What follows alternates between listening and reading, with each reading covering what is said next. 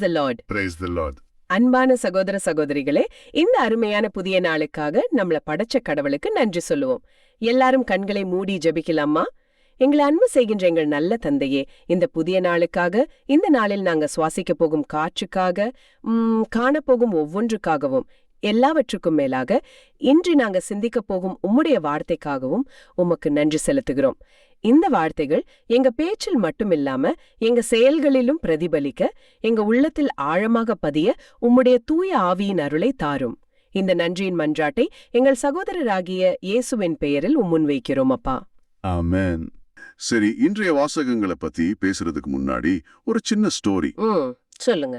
ஒரு கிராமத்துல ஒரு சிற்பி இருந்தாரு. அவர் கடவுள் சிலைகளை ரொம்ப ரொம்ப அழகா செதுக்குவாராம். சரி, ஒரு நாள் அந்த நாட்டு அரசர் அவர்கிட்ட வந்து, எனக்கு ஒரு பெரிய வாள் செஞ்சு கொடு, உலகத்திலேயே சக்தி வாய்ந்த வாழா அது இருக்கணும்னு கேட்டாரு. ஓ, சிற்பி கிட்ட போய் வாழ் கேக்குறாரா? ஆமா. அந்த சிற்பிக்கு ஒரே குழப்பம். நான் கடவுளுக்கு உருவம் கொடுக்கறவன் உயிரை எடுக்கிற ஆயுதத்தை செய்யலாமான்னு ரொம்ப யோசிச்சாரு. இயல்புதான். அன்னைக்கு ராத்திரி முழுவதும் ஜெபம் செஞ்சாரு. அப்போ ஒரு கனவுல அவர் செஞ்ச வாள் ஒரு போரை நிறுத்தி அமைதியை கொண்டு வர்ற மாதிரி பார்த்தாரு. ஆஹா. அடுத்த நாள் காலையில எந்திரிச்சு இதுவும் கடவுளோட திட்டம்தான்னு நம்பி அந்த வாழை செய்ய ஆரம்பிச்சாரு. அருமையான ஸ்டோரி. சில நேரங்கள்ல கடவுளோட திட்டங்கள் நமக்கு புரியாத வடிவங்கள்ல தான் வரும். ஆமா, அத நம்பி ஏத்துக்கிறதுல தான் ஞானமே இருக்குது. சரிதான். இன்றைய வாசகங்கள் கூட அப்படிதான். கடவுள் கொடுத்த ஒரு பெரிய வாக்குறுதி, அது நிறைவேறும் போது ஏற்பட்ட ஒரு மனித குழப்பம். ஆமா, யோசேப்போட குழப்பம். அதுக்கு கடவுள் கொடுத்த அந்த தெய்வீக வழிகாட்டுதல். இந்த 3 நிலைகளையும் தான் நாம இன்னைக்கு ஆழமா பார்க்க போறோம். நிச்சயமா. அப்போ நாம முதல் வாசகத்திலிருந்து ஆரம்பிக்கலாமா? வாக்குறுதியின் அந்த முதல் தளிர். ஓ, ஆரம்பிக்கலாம். எரேமியா புத்தகத்திலிருந்து. இந்த வாசகம் சொல்லப்பட்ட அந்த சூழல் ரொம்ப முக்கியம் இல்லையா? அது ஒரு நல்ல காலகட்டம் கிடையாது. நிச்சயமா கிடையாது. அது யூதா ராஜ்யத்தோட மிக இருண்ட காலம்னு சொல்லலாம். பாபிலோனிய பேரரசு வந்து நாட்டை முற்றுகையிட்ட நேரம். ஆமா, மக்களை சிறைப்பிடிச்சிட்டு போற நேரம். தாவீதோட குலத்துல வந்த அரசர்கள் எல்லாரும் தோத்துட்டாங்க. ஆலயம் கூட அழிக்கப்படுற அபாயத்துல இருந்துச்சு. அப்ப மக்கள் ரொம்ப விரக்தியில இருந்திருப்பாங்க. ஆமா, கடவுள் நம்மள கைவிட்டுட்டாருன்னு நினைக்கிற அளவுக்கு ஒரு விரக்தியான சூழல். அந்த நேரத்துல தான் எரேமியா இந்த இறைவாக்க சொல்றாரு. இதன் தொடக்கமே ஒரு பெரிய வாக்குறுதியோட ஆரம்பிக்குது. ஆண்டவர் கூறுகிறார், இதோ நாட்கள் வருகின்றன. இந்த வார்த்தைகள் ஒரு சாதாரண வார்த்தைகள் மாதிரி தெரியல. ஆமா, அந்த இருட்டுக்குள்ள ஒரு மெழுகுவர்த்தி ஏத்துற மாதிரி இருந்திருக்கும். நிச்சயமா. இது வெறும் ஆறுதல் வார்த்தை இல்ல. இது ஒரு தெய்வீக அறிவிப்பு. ஒரு புது சகாப்தம் வரப்போதுங்கிறதுக்கான ஒரு ஆரம்பம். ஆமா, அதுலயும் அந்த அறிவிப்போட மைய புள்ளியா அடுத்த வரியில வருது. தாவீதுக்கு ஒரு நீதியுள்ள தளிர் தோன்ற செய்வேன். இது எவ்வளவு ஆழமான ஒரு வாக்குறுதி. ஆமா, ஏன்னா தாவீதோட அரச குலம்தான் இஸ்ரேலோட பொற்காலமா பார்க்கப்பட்டது. ஆனா எரேமியாவோட காலத்துல அந்த பெரிய அரசு வம்சம் எந்த பெருமையும் இல்லாம, அதிகாரமும் இல்லாம, உயிரே இல்லாம இருந்துச்சு. இனிமே அந்த வம்சத்துல இருந்து யாரும் வர வாய்ப்பே இல்லைன்னு மக்கள் நினைச்சாங்க. அந்த இடத்துலதான் கடவுள் தளிர்ங்கிற வார்த்தைய பயன்படுத்துறாரு. ஒரு பெரிய மரோன்னு சொல்லல, ஒரு மாபெரும் அரசர்னு சொல்லல, தளிர். அந்த வார்த்தையே ரொம்ப அழகா இருக்கு. கரெக்ட். ஒரு தளிர் எவ்வளவு மென்மையா, சின்னதா, ஒரு பலவீனமா தெரியும். ஆனா அதுக்குள்ளதான் ஒரு முழு மரத்தோட ஆற்றலும் இருக்கு. அழிஞ்சு போச்சுன்னு நினைச்ச ஒரு விஷயத்திலிருந்து ஒரு புது உயிருள்ள தொடக்கம் வரப்போகுதுங்கிறது இதை விட அழகா சொல்ல முடியாது. அதுவும் அந்த தளிர் நீதியுள்ள தளிர் அப்படின்னு குறிப்பிடப்படுது. அதுக்கு என்ன காரணம்? காரணம், அந்த நேரத்துல இருந்த ஆட்சியாளர்கள் அநீதியானவங்களா இருந்தாங்க. மக்களை சுரண்டுனாங்க. கடவுளோட வழியை விட்டு விலகி போனாங்க. அதனால வரப்போற தலைவர் வெறும் தாவீது வம்சத்தில் இருந்து வர்றவர் மட்டும் இல்ல, அவர் குணத்திலையும் செயலிலையும் நீதி உள்ளவரா இருப்பாருங்கிற வாக்குறுதியும் அதுக்குள்ள அடங்கியிருக்கு. ஓ, அப்போ இதுதான் முதல் பகுதி. நம்பிக்கையே இல்லாத ஒரு சூழல்ல கடவுள் ஒரு புது நீதியுள்ள தொடக்கத்தை வாக்குறுதியா கொடுக்கறாரு. ஆமா. சரி, அப்போ வரப்போற அந்த தலைவர், அந்த நீதியுள்ள தளிர் எப்படிப்பட்டவரா இருப்பாரு? அவரோட ஆட்சியோட குணங்கள் என்னவா இருக்கணும் இந்த வாசகம் சொல்லுதா? சொல்லுது. அதுதான் அடுத்த கட்டம். வாசகம் சொல்லுது, அவர் அரசராக ஞானத்துடன் ஆட்சி செலுத்துவார். இங்க ஞானம்ங்கிற வார்த்தை ரொம்ப முக்கியம். ஏ, அந்த காலத்துல இருந்த பல ராஜாக்கள் தன்னோட பலத்தையும் அதிகாரத்தையும் ராணுவத்தையும் மட்டும் நம்பிதான் ஆட்சி செஞ்சாங்க. ஆனா இந்த புது அரசர் வந்து தெய்வீக ஞானத்தோட அடிப்படையில ஆட்சி செய்வார். அவரோட முடிவுகள் அவசரமானதாவோ சுயநலமானதாவோ இருக்காது.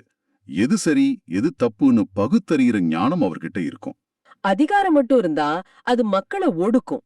ஆனா ஞானத்தோட சேர்ந்த அதிகாரம் தான் மக்களை வழிநடத்தும், பாதுகாக்கும். சாலமோன் அரசர் கூட கடவுள்கிட்ட ஞானத்தை தானே கேட்டாரு. அதேதான், அந்த ஞானம் நிறைஞ்ச ஆட்சி திரும்ப வரப்போகுதுங்கிற நம்பிக்கை மக்களுக்கு வந்திருக்கும். அடுத்ததா ரொம்ப ரொம்ப முக்கியமான ஒரு குணம் சொல்லப்படுது. என்ன அது? நாட்டில் நீதியையும் நேர்மையையும் நிலைநாட்டுவார். இது வெறும் அரசியல் சம்பந்தப்பட்ட நீதி மட்டும் இல்ல, இது சமூக நீதி. சமூக நீதியா? ஆமா, எரேமியாவோட புத்தகத்துல பல இடங்கள்ல சமுதாயத்துல நடந்த அநீதிகளை பத்தி அவர் கடுமையா பேசுறாரு. ஏழைகள் நசுக்கப்பட்டாங்க, கைம்பெண்களும் அனாதர்களும் கவனிக்கப்படல, லஞ்சம் தலைவிரிச்சு ஆடிச்சு, நீதி காசுக்கு விற்கப்பட்டது.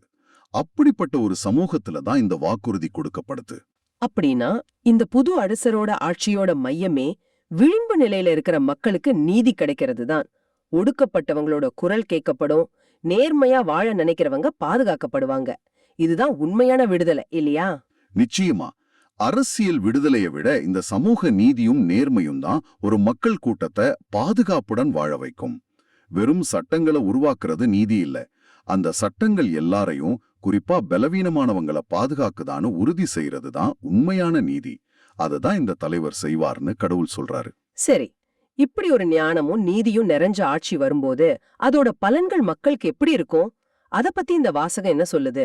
அதோட பலன்கள் 2 விதமா இங்க சொல்லப்பட்டிருக்கு. ஒன்னு வெளிப்புற பாதுகாப்பு, இன்னொன்னு அக அடையாளத்தோட உறுதி. வாசகம் சொல்லுது, யூதா விடுதலை பெறும், இஸ்ரேல் பாதுகாப்புடன் வாழும். ஆஹா, சிதறி போயிருந்த 2 ராஜ்யங்களும் திரும்ப ஒன்னு சேரும்.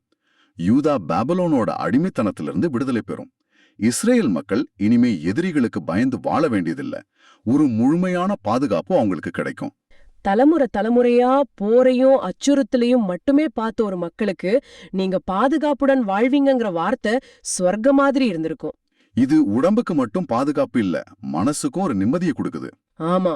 அடுத்த பலன் தான் இன்னும் ஆழமானது. அப்படி உருவாகிற அந்த நகரத்துக்கு ஒரு புது பேரு சூட்டப்படும், யாவே சித்கேனு. யாவே சித்கேனு, அதுக்கு என்ன அர்த்தம்? அதோட அர்த்தம் ஆண்டவரே நமது நீதி. இது ஒரு ஆச்சரியமான பேரு. ஏன் ஆச்சரியமான பேருன்னு சொல்றீங்க? வரப்போற அரசர் நீதி உள்ளவர், அதனால அந்த பேரு சரியாதானே இருக்கு. இங்க ஒரு சின்ன ஆனா ரொம்ப முக்கியமான வித்தியாசம் இருக்கு. அந்த நகரத்தோட பேரு நம்ம அரசர் நீதி உள்ளவர்னோ நம்ம நகரம் நீதியானதுன்னோ இல்ல. அதுக்கு பதிலா ஆண்டவரே நமது நீதி. அதாவது அவங்களோட நீதிக்கு ஆதாரம் அந்த அரசர் இல்ல, அந்த சட்டங்கள் இல்ல, அவங்களோட ராணுவம் இல்ல, நேரடியா கடவுளே தான் அப்படிங்கறத அந்த பேரே பறைசாற்றும். ஓ, இப்ப புரியுது. அவங்களோட வெற்றி, பாதுகாப்பு, நீதி எல்லாத்துக்குமே மூலம் கடவுள் தான் அப்படிங்கறத அவங்க ஒவ்வொரு நிமிஷமும் உணர்ந்து வாழ்வாங்க. அந்த நகரமே கடவுளோட பிரசன்னத்தோட அவரோட நீதியோட ஒரு நிரந்தர சின்னமா மாறிடும். சரியா புரிஞ்சுக்கிட்டீங்க. இது அவங்களோட அடையாளத்தையே மாத்தி அமைக்கும் ஒரு நிகழ்வு. நாம யாருன்னு கேட்டா கடவுளோட நீதியால வாழ்ற மக்கள்ங்கிறது தான் உங்க பதிலா இருக்கும். இந்த வாக்குறுதி உண்மையிலே பிரமிப்பா இருக்கு. இப்போ வாசகத்தோட கடைசி பகுதிக்கு வருவோம். இந்த ஒட்டுமொத்த நிகழ்வும் எவ்ளோ மகத்தானதுன்னு எரேமியா ஒரு ஒப்பீடு மூலியமா சொல்றாரே, அது இன்னும் சுவாரஸ்யமா இருக்கு. ஆமா, அதுதான் இந்த இறைவாக்கோட உச்சகட்டம். அது வரைக்கும் இஸ்ரேல் மக்களோட வரலாற்றுல அவங்க அடையாளத்தோட மையமா இருந்த ஒரே நிகழ்வு எகிப்திலிருந்து அவங்க முன்னோர்களை கடவுள் விடுவிச்சதுதான். அதுதான் அவங்களோட மிகப்பெரிய பெருமை. ஆமா, எந்த ஒரு சத்தியம் செஞ்சாலும் அத சொல்லிதானே செய்வாங்க. கரெக்ட். எகிப்து நாட்டிலிருந்து இஸ்ரேல் மக்களை அழைத்து வந்த வாழும் ஆண்டவர் மேல் ஆணை அப்படின்னு சொல்றதா அவங்க வழக்கம். அதுதான் அவங்க மீட்போட ஆரம்ப புள்ளி. அதுதானே அவங்க தேசத்தையே உருவாக்குன நிகழ்வு. அதை விட பெருசா என்ன இருக்க முடியும்னு அவங்க நினைச்சிருப்பாங்க.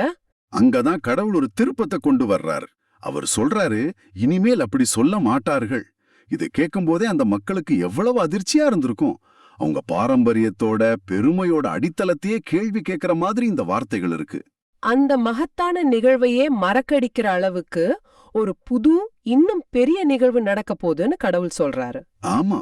அப்போ இனிமே எப்படி சொல்வாங்களாம்?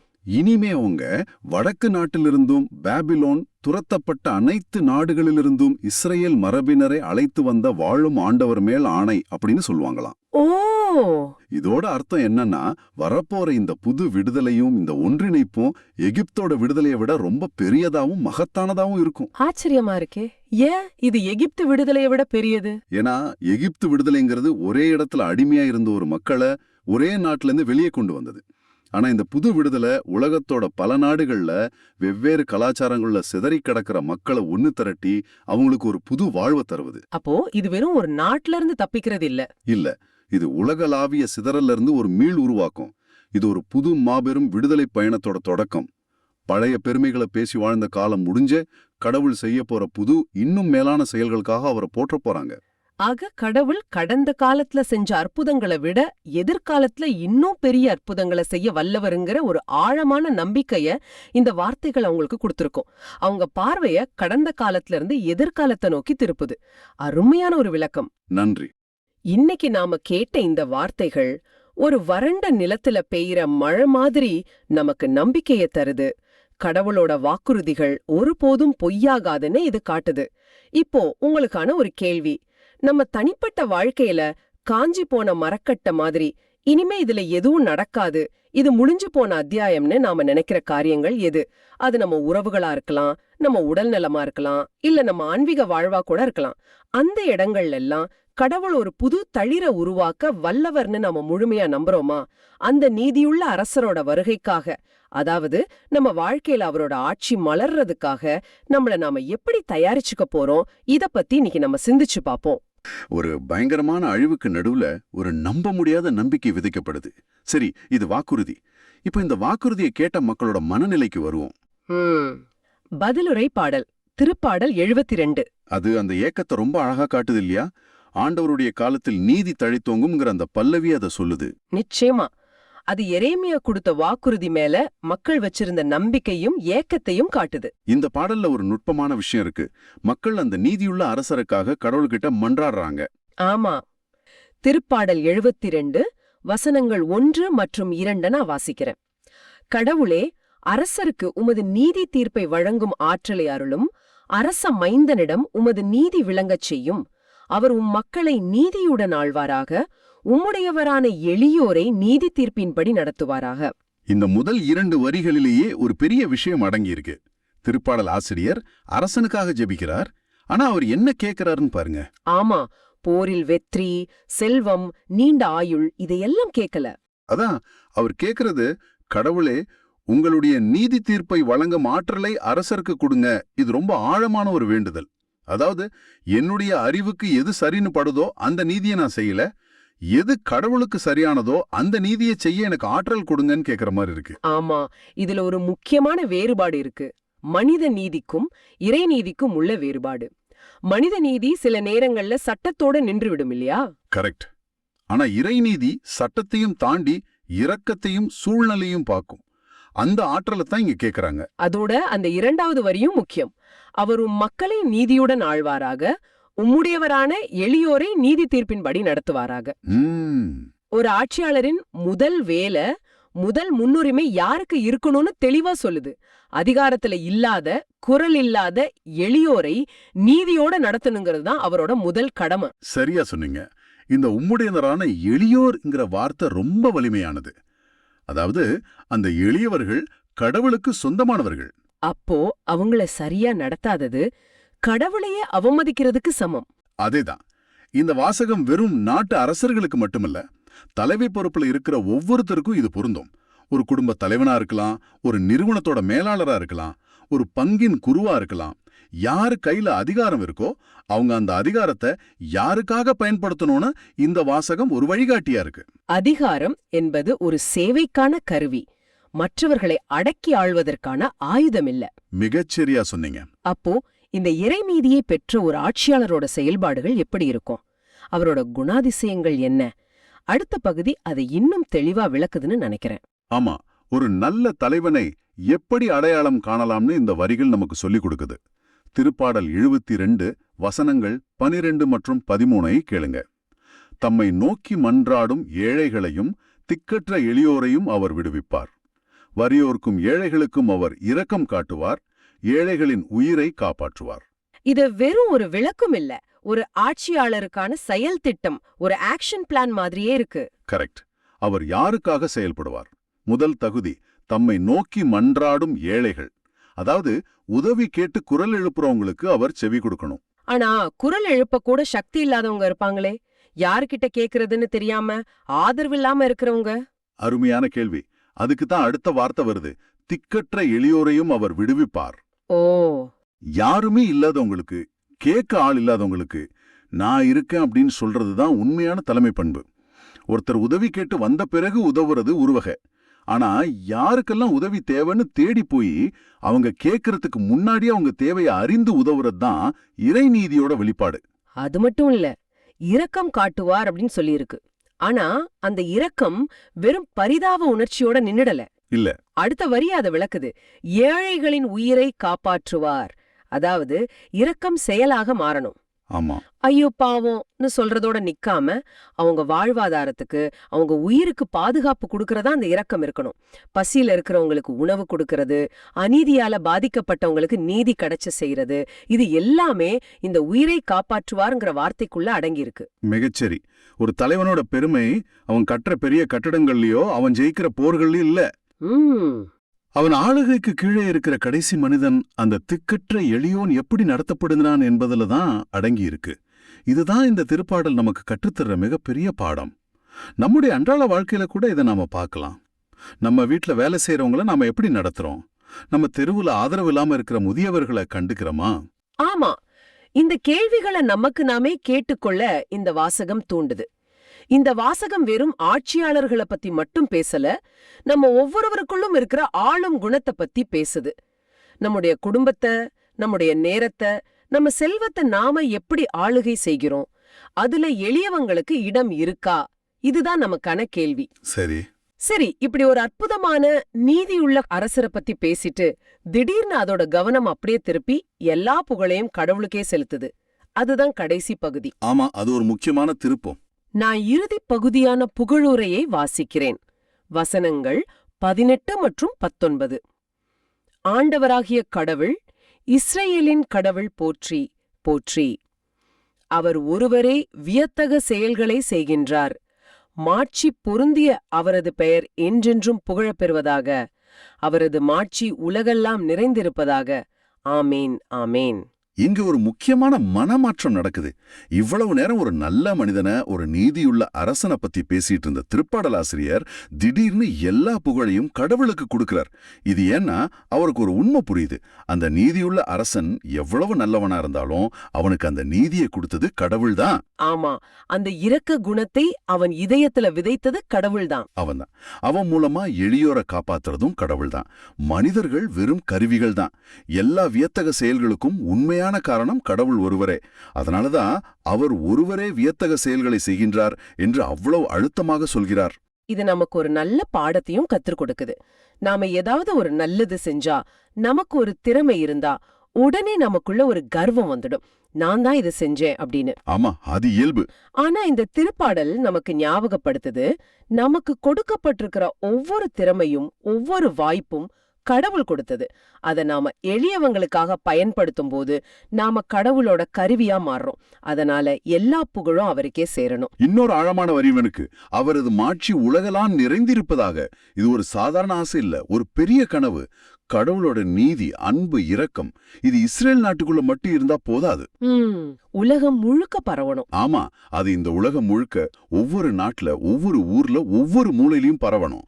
எல்லா இடத்துலயும் நீதி தழைத்தோங்கணும். ஒரு உலகளாவிய ஜபமா இது மாறுது. கடைசியாக ஆமேன் ஆமேன் என்று 2 முறை சொல்லப்படுது.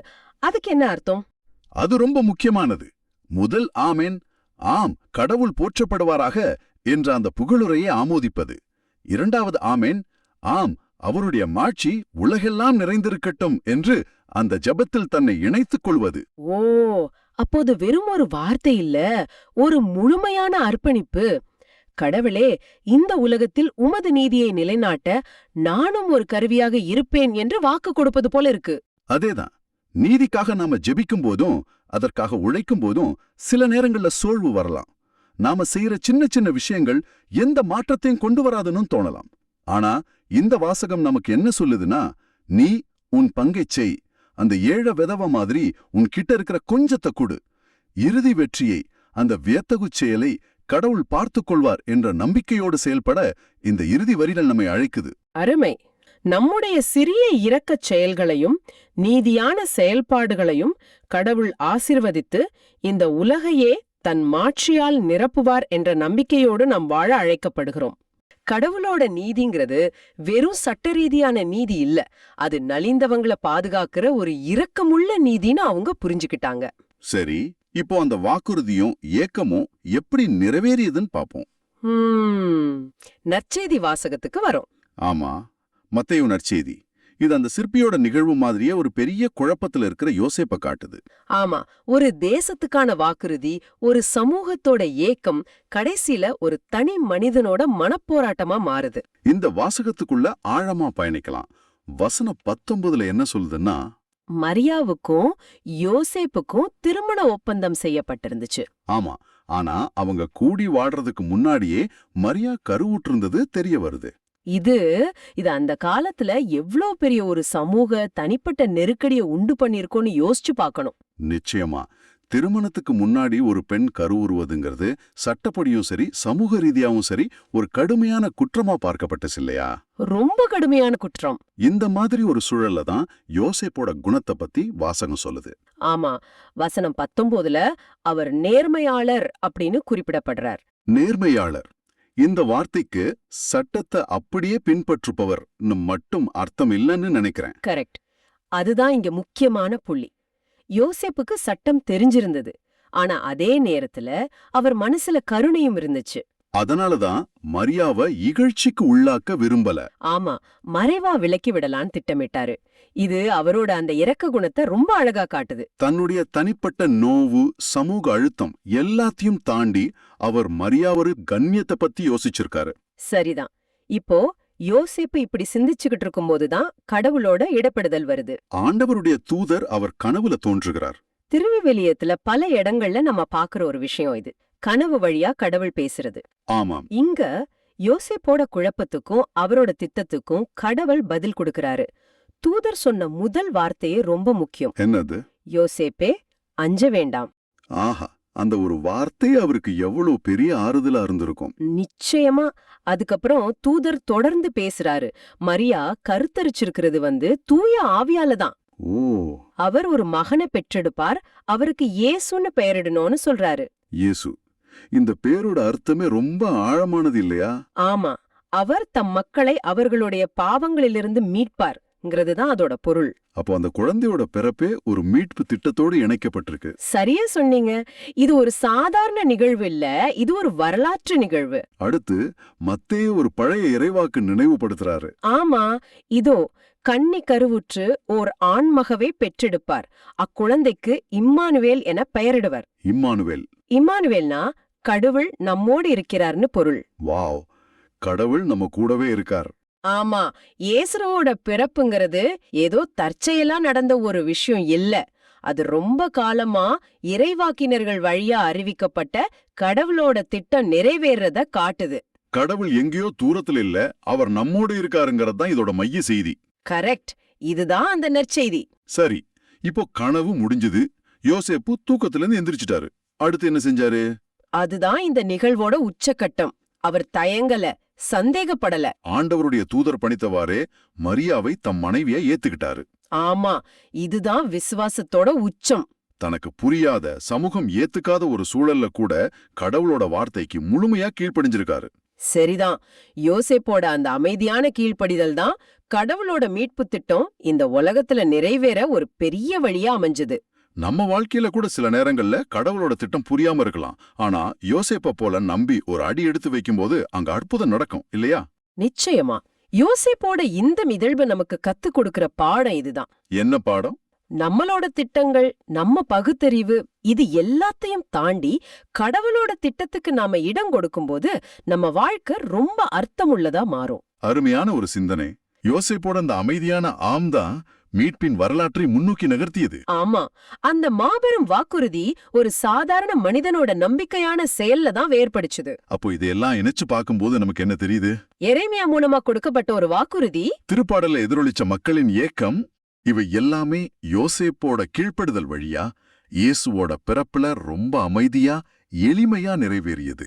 ஆமா, அந்த சிற்பி வாழ செஞ்சது போல யோசேப்பு தனக்கு புரியாத ஒன்ன நம்பிக்கையோட ஏத்துக்கிட்டாரு. நம்ம வாழ்க்கையிலயும் யோசேப்ப போல நமக்கு புரியாத சூழ்நிலைகள், குழப்பமான திட்டங்கள் வரும்போது நம்ம சொந்த அறிவையும் தர்க்கத்தையும் மட்டும் சார்ந்திருக்காம கடவுளோட குரலுக்கு செவிசாய்த்து நம்பிக்கையோட செயல்பட நம்ம தயாரா இருக்கோமா? இதுதான் இந்த வாசகங்கள் இன்னைக்கு உங்ககிட்ட கேக்குற கேள்வி.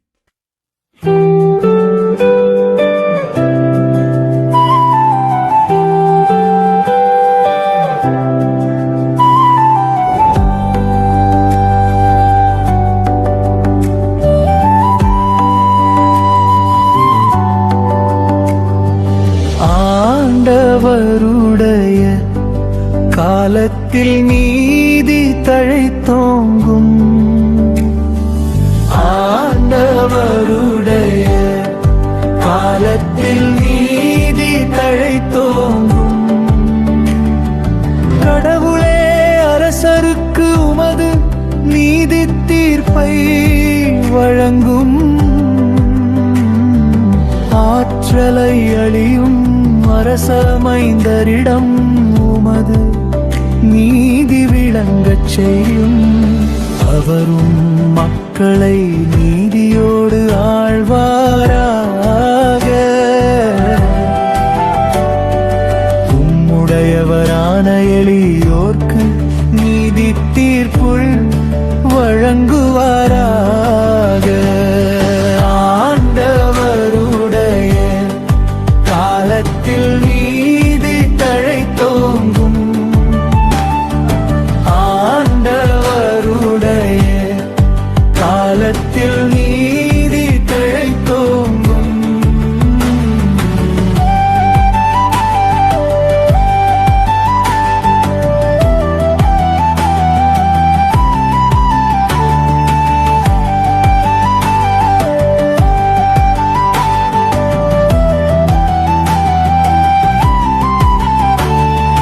தம்மை நோக்கி மன்றாடும் ஏழைகளையும் திக்கற்ற எளியோரையும் அவர் விடுவிப்பார். வறியோர்க்கும் ஏழைகட்டும் அவர் இரக்கம் காட்டுவார். ஏழைகளின் உயிரை காப்பாற்றுவார்.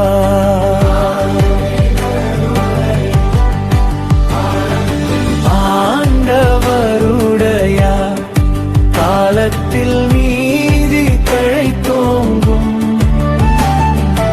ஆண்டவருடைய காலத்தில் நீதி தழைத்தோங்கும்.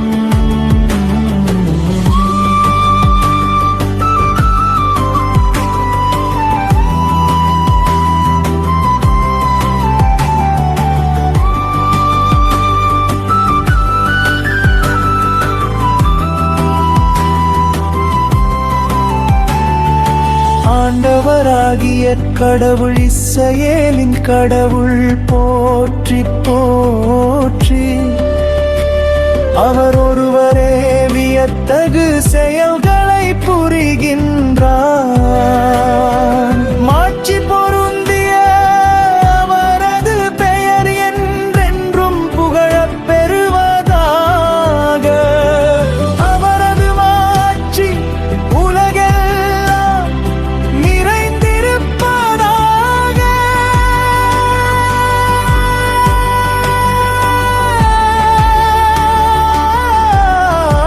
ஆமென், ஆமென். காலத்தில் நீதி தழைத்தோங்கும்.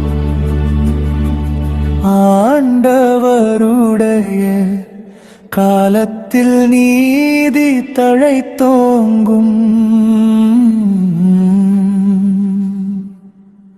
இந்த ஆழமான பார்வை உங்களுக்கு பயனுள்ளதா இருக்குதுன்னு நினைச்சா மத்தவங்களுக்கு இந்த வீடியோவை ஷேர் பண்ணுங்க. நற்செய்தியின் தூதராக இறையாட்சியை எடுத்துரைங்க. நன்றி.